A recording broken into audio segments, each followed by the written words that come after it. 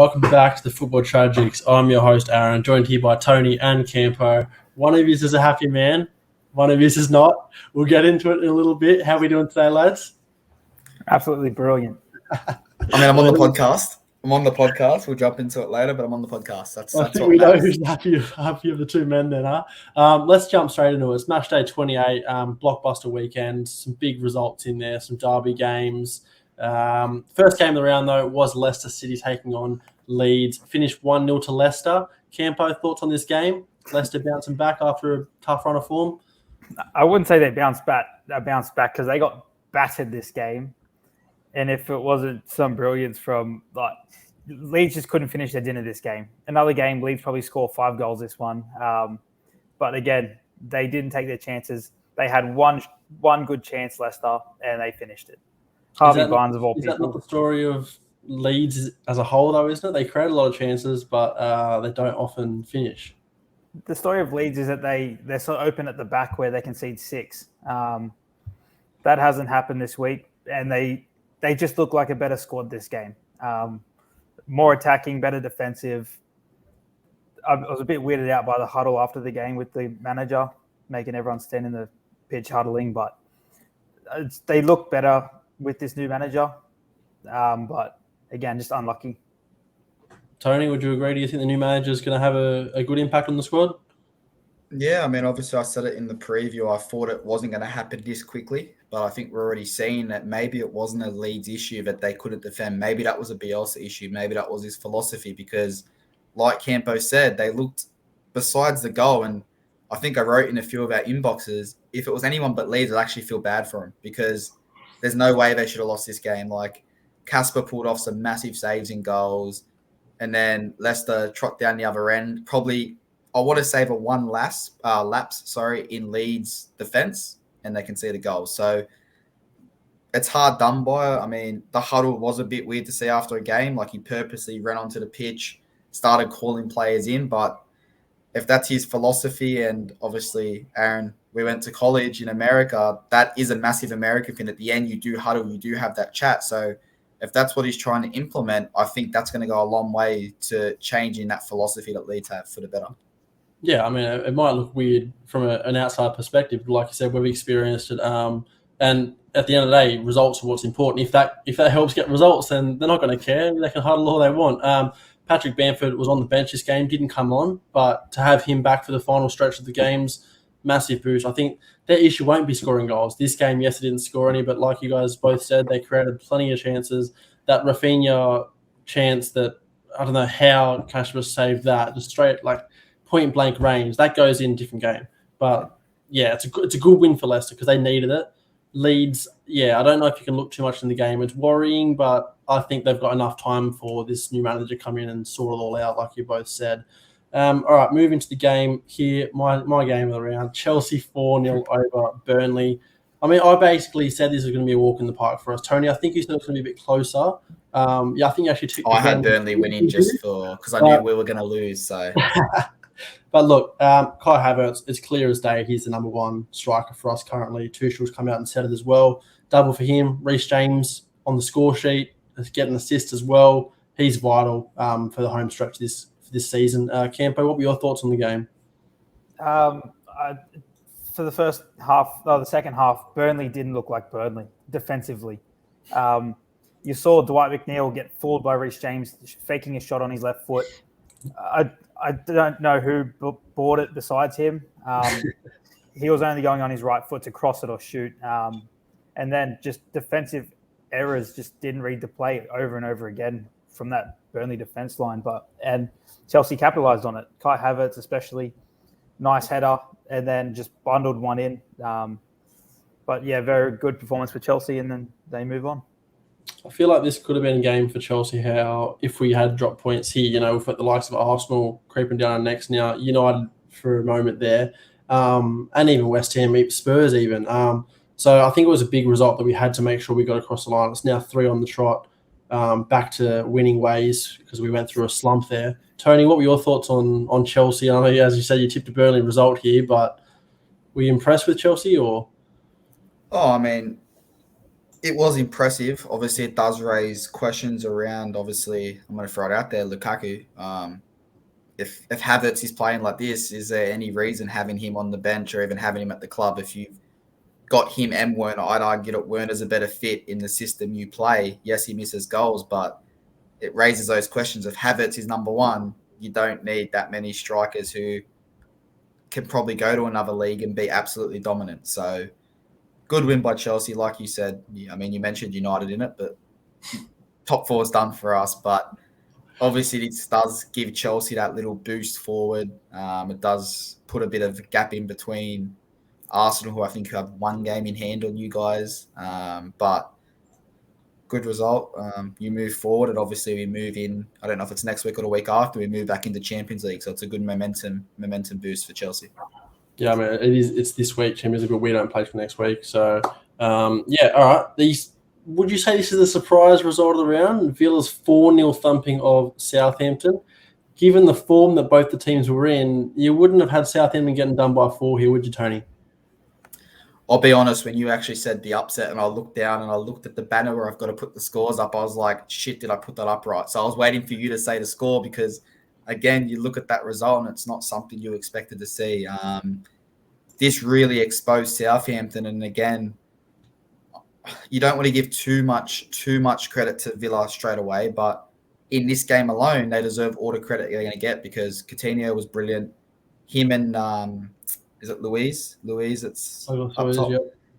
Mate, they are looking brilliant together. They are looking like if they can hold on to them, obviously into next year and build around that kind of core group with them two, they're in a very good position to at least finish in the top half, if not battle for Europe next year. Yeah. Campo, a couple of things from this game. Like Tony said, Coutinho's unreal. So I want to ask you, is he a perfect replacement for Jack Grealish? Are they just laughing all the way to the bank there? Or they still got to pay 40 mil, which in hindsight, that's very dirt cheap for a player of his quality. I don't know what it is, how he couldn't handle the Spanish league, but he thrives in the Prem. Doesn't make sense to me. And then Ollie Watkins, again, turned up. He's a very clinical striker. It looked like a very shit Bergkamp type goal with that flick around the corner and then bends at top corner. And then it was just comfortable for Villa, just created chance after chance. And Danny Ings finished it off, but didn't celebrate, which, you'll always respect Southampton, which is good to see. Yeah, I was almost adding insult to injury with Danny Ings scoring there. I want to ask you both, is this kind of this result you've got to come to expect with a Ralph Hasenhüttl team? Like, they're going to go on a great run of form, but then they're going to go and lose a 9-0 a couple of times. They're going to lose this 4-0 out of nowhere. Like, is this just the football he plays? It can happen sometimes. You still love him at the end of the day. I mean, yeah, obviously Ralph plays a certain style of football where you can get exposed. Now, if you look at obviously the scoreline alone in this game, you go, oh, Southampton were blown off the park. But if this is a 1-0 result and you look at the possession, which was 62-38, you kind of go, it's a hit and grab. It's just because Villa took their chances that you're saying, wow, they blew them off the park. So I don't think it's anything too major for Southampton. Like I said, they're not going down. It's a dent to that potential Conference League that they might have been able to push if they had a really good run. But, I mean, you're going to cop losses. We cop them weekly at United, so you're going to cop losses and you kind of just move on. Yeah, I don't want to say like it's not a good thing, obviously, but if this had been a 1-0, maybe the question marks over certain things that went wrong in the game don't get raised. But 4-0, you analyse it and you can fix it. You make sure it doesn't happen again. So I think that is what Ralph it happens with his teams. They just obviously weren't firing in front of goals today. 11 shots, 1 on target. Obviously not good enough, but they'll march on next week. They'll probably go on. I'm not sure who they got right now, but they'll probably go on win and get back to winning ways. I expect it. I'm almost certain they have Newcastle, if I'm being completely honest. Tough game. Oh, no, never mind. They have Leeds. Yep. They've got that in the bag. Don't worry. There we go. But for Villa, it's a big result because they needed that result to they put them into 12th, 11th now. 2 wins on the trot now. It kind of just gets them out of that yucky area down the bottom there. So big win for them. Speaking of another team that picked up a much-needed result, Brentford's 3-1 away win over Norwich. Campo, what were your thoughts on this game? As I said, it's a big win for Brentford. They've broken their losing streak. I've probably never seen an uglier hat trick in my life. It was good to see Ericsson with that. It could have been a credit to the assist, but took a deflection or headed backwards from the Brentford player. And then again, just Brentford, you expect them to win this game. We all know Norwich is going down. They don't have anything to play for, in my opinion. But Tony's return, scores a hat trick. What more can you want? Tony, well done on the hat trick, mate. Thoughts on the game? Thanks. Yeah. It's a tough one. Obviously, I thought Norwich were going to offer more to this game, and yes, 2 penalties, 2 silly, reckless challenges, but it might keep you up, but it still raises a lot of questions that it took 2 penalties to beat a Norwich, if that makes sense. Like, fair play to Brentford. They got the result done. It might be enough to keep them up how those bottom 5-6 teams are going, but if you're going to say you rely that heavily on him coming back, me coming back apparently, and scoring that hat trick, what's going to happen if he's injured again? Who's your go-to? Because obviously we've seen the last couple of weeks there is no go-to if he's not in that squad. And even before that, he wasn't playing the best football. He wasn't scoring that many goals. So happy days for Brentford, Norwich. We'll see you in a year's time once you somehow go and win the championship again. But enjoy your trip back down. Yeah, it's nice to see Ericsson back in the Prem, and I think he's been a bit of a spark for him. And Ivan Tony, I mean, if he's firing, then fair enough, it's going to probably help him over the line. But if he's injured, if he gets suspended or anything, they're in a hot pick of water there. They're only 6 points ahead of Burnley in 18th, and Burnley's got 2 games in hand on them. So they're not out of this relegation scrap by any means. Yeah, but Everton is shit, so are Leeds. So. Yes, but Burnley could stay up, mate. We never know. But look, it's a big win. It was much needed because had they dropped points here, I think I would have probably said yes, they're going down out of any of those teams there. So did you catch the wholesome moment between Brandon Williams and Ericsson? Oh, Brandon Williams was about to flog him until he realised who it was. You gotta love it. You gotta love it though. All right, Newcastle 2, Brighton 1. I mean, Newcastle just roll on, don't they? Tony, thoughts on the game? They're flying at the minute, Newcastle. Hey, like we said, they signed well in that transfer. They didn't go out there and go for one massive big name player. They went out there and they strengthened their midfield, their defense, and their strike force. So in the end, great win for Newcastle. Moves them clear, and it's looking more and more so like it's going to be the first team, I think it was 12 games they didn't get a win from, and they're looking like they're going to survive comfortably. So that's massive for Newcastle. And if you're a Newcastle fan right now and you know you've got these funds and this is the performance they're putting in, you're excited for next year, and you have every right to be. Absolutely. I mean, on the form table, I think they're second behind Liverpool for however many last games it is, six games, I think. So they're flying. I want to say they're out of the relegation battle just because of the form they're in. I can't see them falling back into that bit there. Campo, I mean, are you pleased to see Newcastle stay up? And I'm pretty sure you wanted them to go down, but like Eddie Howe's doing bits there, that's for sure. We all just wanted to see the most richest team in the world in the championship, but that's not going to happen now. You got to be happy for him. Eddie Howe's turned that ship around with some crucial signings. But again, that first goal with Jacob Murphy gave me. Do you all remember that game where he was through 1-on-1? They were down 1-0 or they were drawing. He tried to chip the keeper, failed miserably. Gave me serious vibes. Hit the post again, but he was just lucky. Ryan Fraser was there to finish it up. But again, Brighton probably were the better team this game. Again, they created more chances, but just couldn't finish. It's a story of last season for Brighton there, isn't it? Expected goals. But yeah, with Newcastle, do you almost go like they've spent all this money, so that's the only reason they've stayed up, or do you think this is Eddie Howe's influence? You could see them improving under Eddie Howe, but the players like Kieran Trippier just bring so much to a dressing room. Bruno, I'm not even going to try and say his last name. He's a born leader. He wants to win. These players just change the mentality of a changing room. So when they're down in the dumps, they'll go out there and pick them up for him. And fair play, because it's already proving to be, they've stayed in the Prem another year. And Tony, what about Chris Wood. Obviously, I'm a big fan of him, but he's not quite hit the ground running in terms of goals. But do you think his influence on the squad has helped the big man up top, or? We always say like it's what they do off the ball.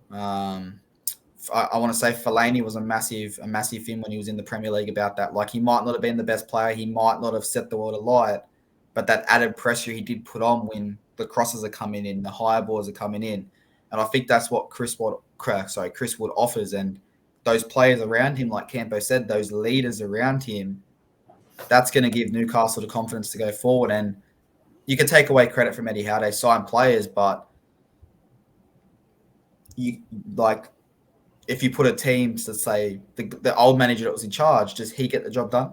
Probably not. Eddie Howe has a game plan. He's changed how they play, and Newcastle are benefiting because of that. Spot on. All right. A team that was pushing for Europe for a little while here, and then all of a sudden they've now lost 3 in a row. Wolves at home to Crystal Palace, 2-0 there. I mean, Crystal Palace are up and down this season, but they're getting wins. They're probably going to finish as high as they've done for a long time. Wolves, on the other hand, is it worrying that they've now lost 3 on the trot? They had Europe, they had at least Conference League, if not Europa League, in their sights, and now all of a sudden they're probably not going to get there. Tony, what were your thoughts on this game? Did not expect this result, if I'm being completely honest. I actually, stupidly enough, I captained Coady on fantasy because I thought, Crystal Palace, plus I think they're playing Watford in their next game, the catch-up game. I thought, that's brilliant. 2 clean sheets. They'll go on, they storm on. So to see this result, it's quite worrying. And the fact that they play Watford and then their next Premier League game is Man City and the one after that's Arsenal. If they don't beat Watford, you could be looking at 5 or 6 losses on the trot. So scary times if you're a Wolves fan. Yes, you're safe. Yes, you're not going anywhere, but you probably kiss, I want to say, European football, because United might end up in the Conference League, but European football goodbye at this stage, if I'm being honest. Yeah. Wilfred Zaha, Campo, on track for probably one of his better seasons in the Prem. I think you've always said it. It's when contract renewal time's coming up. He wants to get that big money move away. But I mean, he is the life of Palace, right? Him, Elise, obviously Conor Gallagher on loan. They're lighting up the Prem, and it's exciting to watch this team. It was a penalty at the end of the day. Other than that, he wasn't really that heavily involved in this game. I think Jeffrey Schlupp was more involved. He was the person that was making these darting runs into the box, causing all kinds of problems for Wolves. But again, he's the one that took the penalty, so he gets all the praise. But I think he will benefit from a move overseas. I don't think another Premier League club will take that risk on him. You saw what happened when he went to that bigger club in the Premier League. He just stunk it up. Maybe if he goes to League 1 or League he'll do bits over there because it's shit. Well, I don't think it helped that I'm pretty sure he was, getting with David Moyes' daughter at the time, so probably didn't help his chances of succeeding at United. But I agree. I don't think another Prem team would take a chance. And if you've seen his chance to go to Arsenal has passed up, they're not going to take him now. They've got Saka. They don't need him at all. And I don't think there's any other bigger team that would take him at this time. But I mean, on his day, unplayable. He's actually so quality. But yeah, fair play. Big win for Palace here, massive win, because as I said, they're on track for one of their better finishes in the Prem. Wolves are just slightly slipping up here. We move into another team that's slipping up a little bit. It's West Ham against Liverpool at Anfield, 1-0 for Liverpool. Campo, thoughts on this game? Liverpool keeping the pressure on City now? This is probably the most undeserving result of the week. Somehow, West Ham easily could have scored 3 goals this game. Somehow didn't. And Liverpool's only goal was a Trent Alexander-Arnold shot that looked like a cross. It's a shot. If anyone tries to tell me it's a cross, they're smoking meth or something. It's West Ham, especially without Declan Rice in that squad. They deserve something from this game. Absolutely. You look at some of the chances, that Lanzini chance. Who was the one that tried to chip it and Trent got back? Slowest, shot over the keeper ever. And then, you speak about that goal there. thoughts on the offside? How is that being given? But I mean, we saw Mahrez as well. That one was close as well. We'll get into that, Tony, and then obviously the Lukaku one in the cup final. How is it going Liverpool's way? I know Morty's not here to defend that, but it's just the inconsistency with VAR. I don't like it. But yeah, like you said, West Ham deserves something from this game. Tony, what were your thoughts on it? Oh, West Ham did deserve something, and there was obviously, I mean, we've spoken about that controversial call. Was it offside? I'm happy for it to not be offside, but that's where it has to be consistent. If that's not offside, then neither is Lukaku's. Let's be honest. We saw the exact same thing. So, I mean, if you're a Liverpool fan, I mean, you take it. But they want to talk about how VAR helped City with that handball just last week. Well, did VAR either help you here or did they help you in the cup? Because they've helped you one way. So it's going to even out, pop it on the chin, and what was that? Well, both ways. One way or both ways. Well, yeah, both ways. But yeah, it's just it's kind of upsetting that a result like that kind of can determine the season. But in saying that, City got one last week, so it's kind of no team can complain now. Just keep playing and shut up. Yeah, I don't want to say that that has an influence on VAR's decisions, but like you said there, City got it last week, so maybe they felt like they were balancing the books here, and making it even Stevens. But look, 6 points behind City at the time. They narrowed it down to 3, so perfect result for them. West Ham, it's a slip up, but against a powerhouse away from home, you can't. They would have liked a result definitely, but 1-0 loss. It's not the worst thing in the world. But Liverpool roll on going into European football as well this week. So big result for them. Before we get into the Manchester derby, though, it was Watford's narrow 3-2 defeat to Arsenal. Campo, being a Spurs fan, we'll let you take this one away. Thoughts on the game? Arsenal, I mean, probably one of the better teams right now in the Prem. Probably the more, I wouldn't say better, I'd say consistent. Again, it was just some really simple mistakes from Watford and Arsenal's defence that could have. Arsenal did deserve the win. They got it deservedly, but this game should have probably finished 2-1. There was just some serious mistakes in that game where they could have been punished.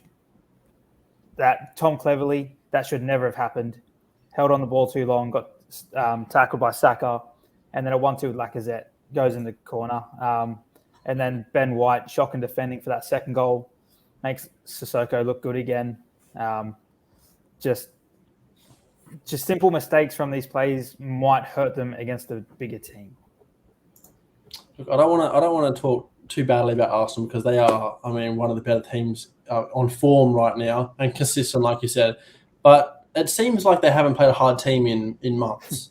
And when they have, they've lost. For example, Liverpool in the Cup. They lost to Everton in December.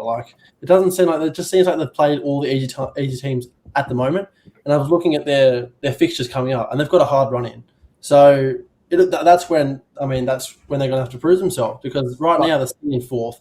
They've got a game in hand. They can go 2 behind Chelsea if they win that. But these coming months are going to be crucial for the end of the season. And all their hard games got postponed. So it's like they were meant to versus Chelsea and Spurs, both postponed. Yeah. So they've just had a nice run, but it will all catch up to them. Yeah. Right, let's not put Spurs and Chelsea in the same sentence at the moment until you win more than one game, all right? Well, back on Arsenal for a second. 3-1 up. They let it go to the 85th minute.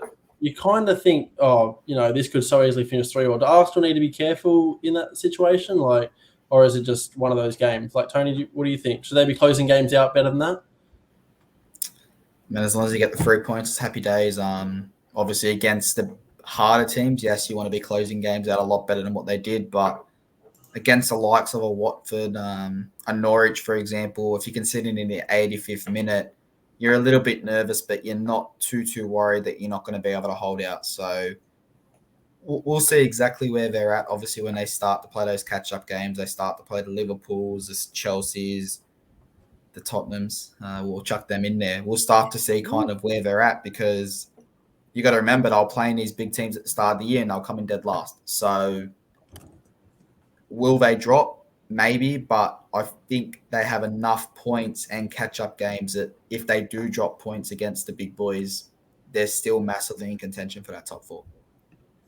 Yeah, I mean, you've got to look at the teams around them, I suppose, and what their run-ins are, and they are tricky. Speaking of one of them, Tony, it's your team.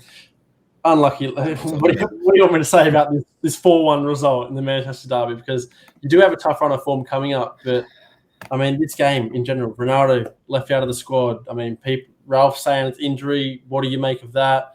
I mean, Tony, take it away, mate. It's all yours. I'm not shocked. Obviously, I was the one that sat here and said this is exactly how the game was going to go, and you guys tried to tell me it was going to be close, and I said not a chance. So it's not the result. I think any non-delusional United fan looks at this game before the game even starts and goes, we're not winning this game. Maybe we'll scrape a draw, but we're not winning this game. But the worst part was the effort. Like, it didn't look like the players gave a shit. That last 15 minutes, they had 92% possession. It's strange because Ronaldo's left out. I'm not going to say it's a bad call because, I mean, if it's any other player with his form as a striker, they're probably dropped. Look at Lukaku, look at Werner, look at, obviously not Harry Kane because they've got no other strikers, but look at Firmino when he wasn't scoring, Jota took over. Like, if you're not performing, you're going to get dropped. And I think people have to stop realizing that it's this notion of Ronaldo has to play every game because he doesn't have to play every game. What it did show was maybe he's not the problem like everyone's saying because we didn't look the best. So maybe it's the system. Like I said, I don't expect Ralph to stay on at the end of the year. I expect him to go into his new role and he brings in a new coach. But I don't think the problem's fixed when we do bring in a new coach. I think the problem's there. And I'm going to say, like, what are we, 2022? Arguably, we don't actually compete for a title for at least the next 4 to 5 years, if I'm being completely honest. And I did put a photo, I don't know if it's going to be blurry, but this pretty much sums up the derby. That right there, he sat there for about 5 minutes straight and did not have to move. So it's a bit of a piss take. It's hard to see as a United fan, but that picture right there sums up the game. And like I said, I'm not disappointed with the result. We scored, so I'm happy. I predicted a 3-0 loss, so we scored, so I'll take it. And what an absolute goal. So if we're going to take positives out of it, Sancho's looking like he's at Dortmund. That's how he's playing, but overall, piss take performance from majority of that squad. And I mean, I said it last week, but goodbye top 4 and arguably hello Conference League the way we're going. Yeah, I mean, I suppose you only had to look at what teams in form, who's top of the table right now. But if you look at the head-to-head stats, for example, last games played, you guys have had the better of them at the Etihad, and that's kind of what I took into. I thought it was going to be a close game, but like you predicted, City ran all over you, and that last 15 minutes obviously was embarrassing. To have that much possession it's disgusting. But positives to take, if there are any, yes, like you said, Jadon Sancho is one more time. Jadon Sancho is looking like his former self, his Dortmund self, which is important because I think moving forward and going into next season and the season beyond, he's going to be one of your better players. He's going to be one of your more important players. It'd be interesting to see what happens with manager and who comes in. It's looking like Eric Den Hag or Ten Hag is coming in. Could be a good one for him. He develops players quite well, obviously with Ajax, but you need to strengthen. You need to strengthen in key areas, not just for the sake of it. Obviously, you know that as a fan, but hopefully the Glaziers know that because you've gone through this rebuild. How many years is it now since you won a league title? I'm not trying to rub it in, but it's been a long time, and you probably thought you should have had a title by now. So to say you're 4 or 5 years off still, while City are winning titles, Liverpool probably have 1 or 2 in there in the next 4 years, as much as we hate to see it. I mean, it needs to happen. It needs to happen fast. It can't be strung along. Campo, thoughts on the Manchester derby? That second goal, I couldn't believe what I saw. How does a team have 3 shots point blank at the goalkeeper? Harry Maguire, as much as we all single him out every week, he had to clear that. For some reason, he tried to jump over it and hope his midfielders were behind him, but it was just a wall of blue. And I think the third goal as well, he has to get his body in front of that shot. He got a deflection, but he has to do better. He has to be the leader of that team, and he's not. And you're getting punished week in, week out because of it. I mean, I'm not going to jump. Sorry, Aaron, I'm not going to jump to Maguire's defense on majority of things, but having played defender and your whole momentum's going one way. Yes, that image looks bad where he lets it go through his legs, but we do have to take into account his whole body's going that way. He sees the deflection and he turns. So I don't think he purposely dummied that ball. That's my opinion, but it does look bad on a still image. And unfortunately, we said that Koulibaly or whatever his name is from Napoli was too expensive at 75 mil. Well, there's that $85 million defender that we signed 2 years later. So that sums up our recruitment agency. Are we missing the fact that Wan-Bissaka's been pretty average as well, Tony? Like, do you think that Diego Dallo should be starting way ahead of him? You've got a few games in there, and he looked good. I don't understand why the lot was dropped. I tried to stay clear of social media and all those reports once the game kind of finished. So I don't purely understand why he was dropped. I think he is the long-term, if we don't fix that area, he is the long-term going forward. He's got the attributes to improve if he is more defensively minded rather than attack. But I don't get how Wan-Bissaka got into that lineup. Only reason I can see him in there is he is good defensively usually. Usually, that's a very key term, usually. But I think the lot had enough that he probably deserved that start in that game. What do you make of that Rashford news coming out today? Oh, I mean, if I'm Rashford, I'm all support for him. But I think the biggest problem is obviously Martial did the same thing and copped it. But because it's Rashford, fans are reacting differently. They're saying, oh, no, Rashford deserves game time. So if he wants to leave, he wants to leave. No, call it down the middle. Rashford doesn't deserve game time how he's playing at the moment. I'm the first one to say that. I think anyone that watches United, he gets the ball and he runs at a defender. He's not the player he used to be. So if he doesn't want to fight for his position, well, as much as I love you, as much as you're a United player through and through, well, leave. If you're not going to fight for your position, you don't just get it because you're Marcus Rashford. Yeah, spot on. I mean, game time, it needs to be warranted. If you're not performing, and that's it, you don't deserve game time. And for what was that, 1 or 2 games there, he played well again, but then he just dropped back into his form that he's been most of the season. Not to hammer you too much, Tony, but defensively again, how big of a miss is Rafael Varane? You've seen some of the results that he's missed this game. The games, Manchester Derby, for example. I think the big loss against Watford early in the season. Like, he's missed some of these bigger scorelines. Would he have made a difference this game? I think if you're looking at him purely on that pitch, we might have stopped one goal maybe, but I don't think he makes it too much of a difference by himself. I think if it's him, Lindelof, the lot, now you're looking at a different back line.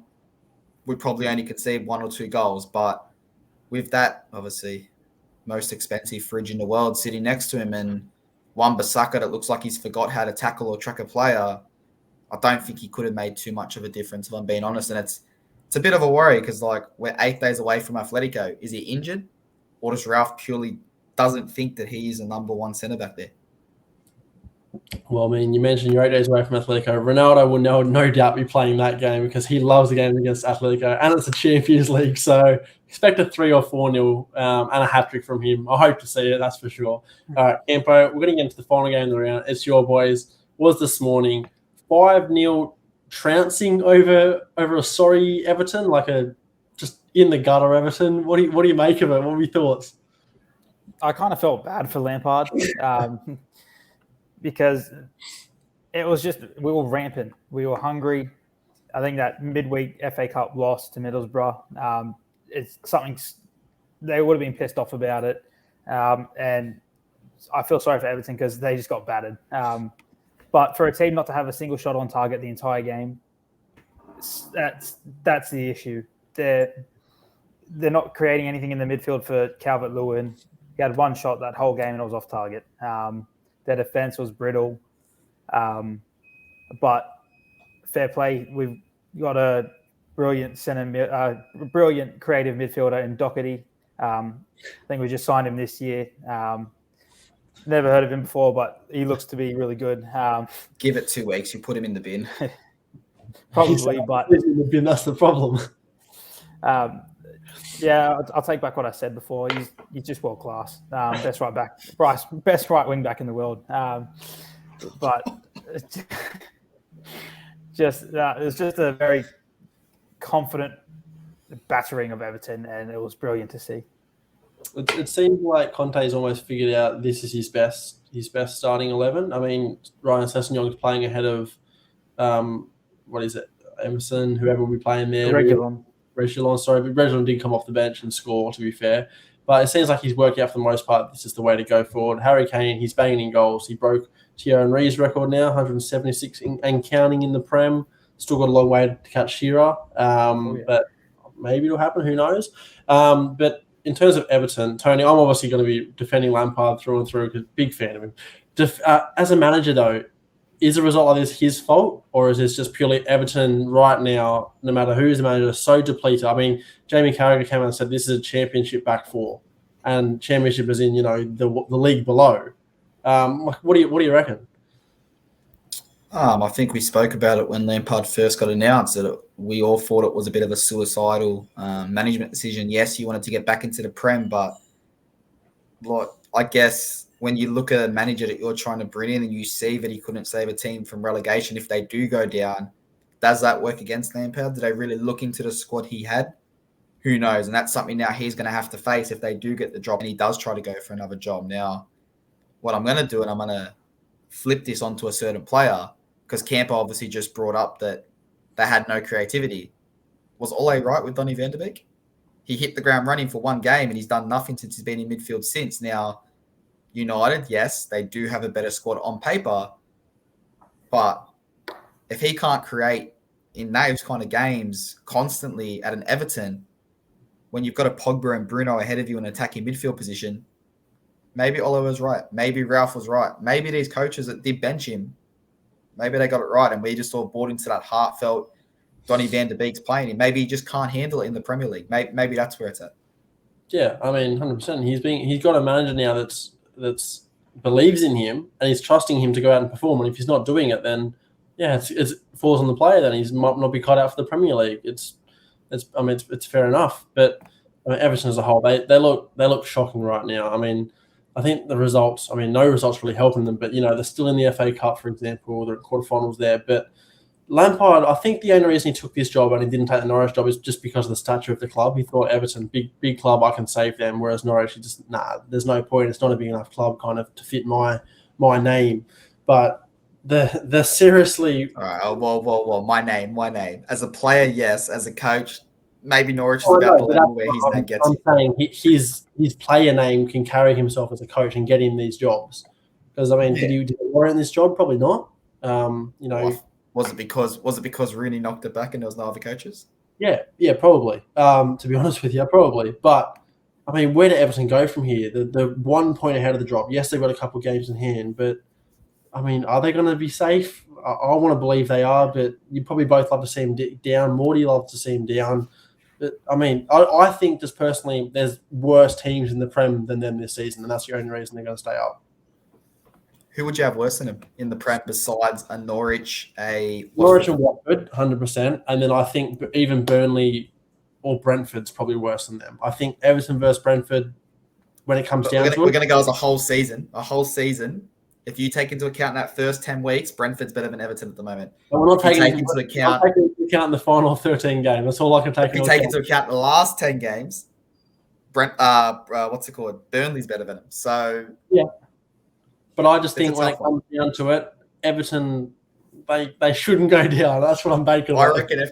I reckon if Steven Gerrard was at Everton, he'd be saying they're going to go down. Well, that's the only reason I don't want to see him go down. I want to see because I think if he goes down with them, his manager career has taken a massive dent. He probably he can't stay. Why would he stay? And then who's going to want him? No English team's probably going to get him. He'd probably have to go and his ego would be too big to take on another job that's not up to his standards. So his manager career is probably in the bin and probably goes and works with Sky. If he went to Norwich, let's put this in perspective real quickly because we are getting to 40 minutes. He goes to Norwich. They're expected to go down. There's no miss hit. They're going to win the championship next year. They do it every year. So he would have come back up as a championship winning coach. And what more do you want? Instead, he's going to go down with Everton. And like you said, he's not going to stay at Everton. So you'll probably find that Derby probably still go into bankruptcy, even if they survive. And that's where Rooney probably ends up. But who knows? it was a bad move, and he's gonna have to take on the actions now of what happens. Yeah, I think that's just again, it's his ego that coming into it. We all know he's a bit of an arrogant bloke, to be fair. But I mean, he needs to save him, that's for sure. But Spurs, we'll get back on them. Getting back to form, you're a bit weird right now, unpredictable to say the least. Your last 5 games, you're just so Up and down. Going beating City, losing to Middlesbrough, doing Everton 5. It's just so unpredictable. But behind Arsenal, you guys are in the driver's seat, I'd say, to get Champions League. If it's a 2-seater car, you and Arsenal, best friends, that's for sure. But yeah, I mean, it's heating up that top 4 race, that European race as a whole. Tony, you're United boys. You're in it still, but you're running. Your fixtures coming up are worrying, that's for sure. We're going to call it there because we've cracked over the 40-minute mark and we want to cut it around then. So we'll be back later in the week. There's a few games that we covered in our preview, I believe, to end match week 28 or 29, catch-up game, wherever they are. But again, we'll review them in our preview coming up at the end of the week. So we'll see you next time. Peace.